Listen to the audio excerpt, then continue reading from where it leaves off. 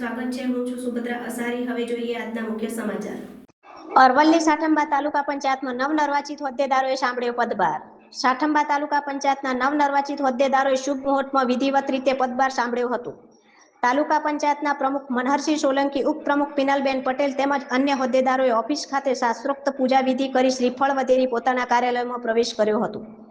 આ પ્રસંગે સાઠંબા તાલુકા ભાજપા સંગઠન પ્રમુખ મયંકભાઈ પટેલ સહિત મોટી સંખ્યામાં કાર્યકર્તાઓ અને હોદ્દેદારો ઉપસ્થિત રહ્યા હતા। ઉપસ્થિત આગેવાનો અને કાર્યકર્તાઓએ તાલુકા પંચાયત પ્રમુખ તથા અન્ય હોદ્દેદારોનું સ્વાગત કરી શુભેચ્છાઓ પાઠવી હતી। વડાપ્રધાન નરેન્દ્રભાઈ મોદીની અપીલને આવકારીને સ્વાગત અભિનંદન રૂપે પુષ્પગુચ્છને બદલે નોટબુકો અર્પણ કરવામાં આવી હતી, જે અનોખું અને પ્રેરણાદાયી સ્વાગત બની રહ્યું હતું। નવનિયુક્ત પ્રમુખ મનહરસિંહ સોલંકીએ તાલુકાના સર્વાંગી વિકાસ અને જનહિતના કાર્યોને પ્રાથમિકતા આપવાની પ્રતિબદ્ધતા વ્યક્ત કરી હતી। રિપોર્ટર રણજીતસિંહ ચૌહાણ, સાઠંબા। મારું નામ મનહરસિંહ નટવરસિંહ સોલંકી। હું સાઠંબા તાલુકા પંચાયતનો પ્રમુખ।